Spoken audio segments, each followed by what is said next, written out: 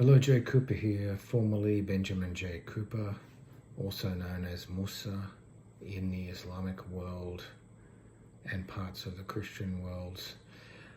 I've been basically talking to a lot of people online in the government, the Oman government, Saudi Arabian government, Chinese governments, about building new train lines and 5G internet connections with cloud to parts of countries that are so harsh that they can't be reached, like harsh rural environments or towns and states, countries that can't access populations in some areas.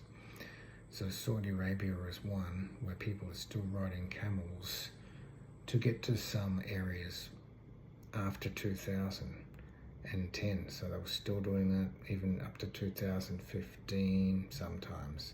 But it was mainly around 2005 to 2008. I've been bringing these issues up, and the Saudi Arabia government said, yeah, they'll get back to me, and so did the other governments, but Saudi Arabia sent me more emails. So later on, some time later, I'm not sure how long later it was exactly, I'd been at Lutwyche in Brisbane, Australia, and they said somebody wants to meet you today at the Musjid. I said, okay, fine, who is it? I said, we can't tell you who it is, but it's somebody very, very important, and I would ask for money if I was you. But I said, well, I don't know, because you don't know who it is, so I'll just wait to meet them. I don't know about asking for money, I'll just wait till I meet them, okay?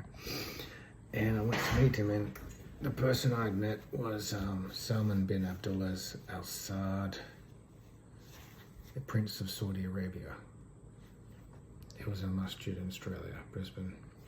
And the Prince is now the current King of Saudi Arabia, apparently. Already previously meeting his father in Saudi Arabia and past King Abdullah bin Abdulaziz Al Saud in Brisbane, Australia also. So I discussed my invention, an idea for a straight line train and city on the train line, like putting the city on the train line and accessing this one straight line like a bullet train kind of thing. And this would be access to the other towns in Saudi Arabia that are very difficult to access quickly. So I thought, well, just build everything off the train line in one straight line. It will make things a lot easier. Already some of the cities or smaller towns were already almost in a direct line from the main city in Saudi Arabia.